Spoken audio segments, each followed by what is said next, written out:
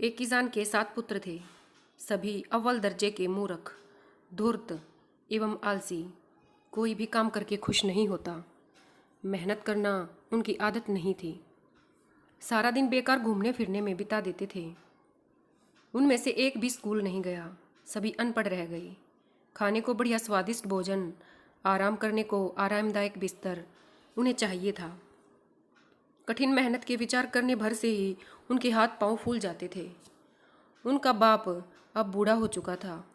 वह अब चलने फिरने से लाचार हो गया था। वह अगर आलसी मूर्ख बेटों को काम करने को कहता तो वे सभी बाप को ही खरी खोटी सुनाकर खामोश कर देते। किसान अपने नालायक मूर्ख बेटों के सामने बेबस हो जाता। सभी बेटे अपने से बड़ों की नेक सलाह नहीं मानते थे। किसान की पत्नी मर चुकी थी। बूढ़ा बड़ी कष्टदायक स्थिति से गुजर रहा था। एक बार उसके पड़ोस में किसी किसान के घर भैंस ब्याई। उसने किसान के मूर्ख बेटों को बहुत सा दूध दे दिया ताकि वे खीर बनाकर खा सकें। अब दूध तो मिल गया, पर मूर्खों को खीर बनानी नहीं आती थी। सभी नालायक बेटे बाप के पीछे पड़ गए कि खीर बना कर दो। किसान बीमार था, फिर भी पुत्रों का मन रखने के लिए लड़खड़ाते हुए उठा और खीर बनाकर बेटों को दे दी।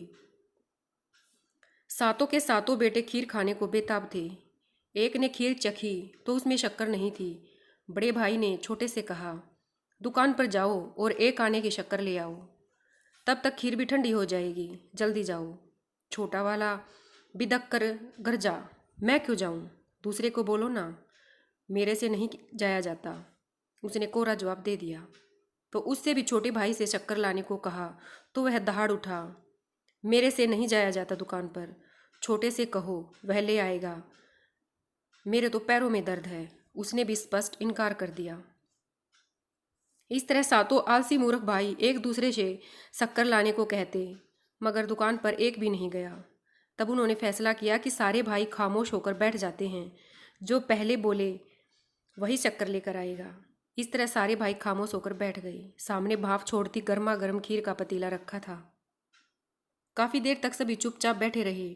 उन्हें इंतजार था कि कोई गलती से बोले तो उन्हें शक्कर आने को कहें, मगर सातों के सातों भाई अपनी धुन के पक्के थे। एक भी नहीं बोला। खीर ठंडी हो गई। रात के 2 पहर गुजरने को थे। सब एक दूसरे को देख रहे थे, किससे गलती हो और उसे दुकान पर भेजा जाए। काफ़ी समय गुजर गया। तभी घर का दरवाज़ा खुला देखकर 2 आवारा कुत्ते अंदर घुस आए। धीरे धीरे सहमे सहमे वे खीर के पतीले के पास आ गई। किसी ने भी भगाया नहीं। कुत्ते ताज़ा खुशबूदार खीर देखकर अपने आप को रोक नहीं पाए। बुत बने सातों भाइयों को नज़र भर देखा, फिर डरते हुए मुंह खीर के पतीले में डाल दिया। इतना सब होने के बाद भी कोई भी कुछ नहीं बोला। सभी पत्थर की मूर्ति बने रहे। कुत्तों के हौसले बढ़ गए, जल्दी जल्दी खीर खाने लगे। 2 कुत्ते तो खा ही रहे थे, 3-4 आवारा कुत्ते और आ गए। सब के सब खाए जा रहे थे। आज तो मूर्खों की वजह से कुत्तों के भाग्य खुल गए थे। भला आवारा कुत्तों को खालिस दूध की खीर कहाँ खाने को मिलती। सब भाइयों के सामने उन्हीं की खीर कुत्ते खा रहे थे, फिर वे खामोश थे। कोई भी बोलने की हिम्मत नहीं कर रहा था, कहीं दुकान पर शक्कर लेने ना जाना पड़ जाए। उनके देखते ही देखते सारा पतीला खाली हो गया। कुत्तों का पेट भर गया। अब वे खिसकने लगे। उनमें से एक शरारती कुत्ता भी था। जाते जाते मूर्ख के मुंह को चाटने लगा। वह अनुमान लगाना चाहता था कि ये सातों भाई जिंदा हैं या पत्थर के बन गए हैं। उसने जैसे ही उसका मुंह चाटना आरंभ किया तो वह बड़ी जोर से चीखा। ऐसा करते ही सभी कुत्ते भाग गए। बड़ा भाई जो था वो मूर्ख बोला, छोटा हार गया, छोटा हार गया, अब दुकान से जाकर शक्कर लाओ। बड़े भाई का कहना छोटे ने नहीं माना। उसके सामने खीर का पतीला पड़ा था और सभी उसे शक्कर लाने को मजबूर कर रहे थे। सातों भाइयों का विवाद सुनकर उनका बाप जाग गया। उसने जब सारी बात सुनी तो अपना सिर ही पीट लिया और आगे बढ़ा और बड़े मूर्ख बेटे को जोर से थप्पड़ मारा। बड़ा बेटा थप्पड़ खाते ही अपने गाल सहलाते हुए बाप को क्रोधित नजरों से घूरने लगा। बाप ने गंभीरता भरे स्वर में पूछा, मैंने तुम्हें थप्पड़ क्यों मारा? बुरा सा मुंह बनाते हुए उसने जवाब दिया, मुझे क्या पता। थप्पड़ आपने मारा है, आपको पता होगा। मैंने तुम्हें थप्पड़ इसलिए मारा क्योंकि तू सब भाइयों में से बड़ा था। अगर तू आलस्य त्याग कर स्वयं शक्कर लेने चला जाता तो तेरा भाई तेरा एहसान मानते, तेरी इज्जत करते।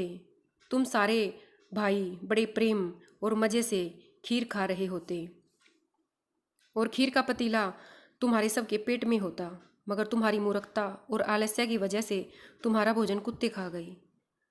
तुम भाइयों में द्वेष, नफरत और नाराजगी के भाव पैदा हुए। सारा नुकसान तुम्हारा ही हुआ। मूर्खता और आलस्य की वजह से बापू उसे समझाता रहा। बाप के समझाने पर सभी को अपनी अपनी गलती का एहसास हुआ और उन्होंने भविष्य में सुधरने का निश्चय किया। धन्यवाद।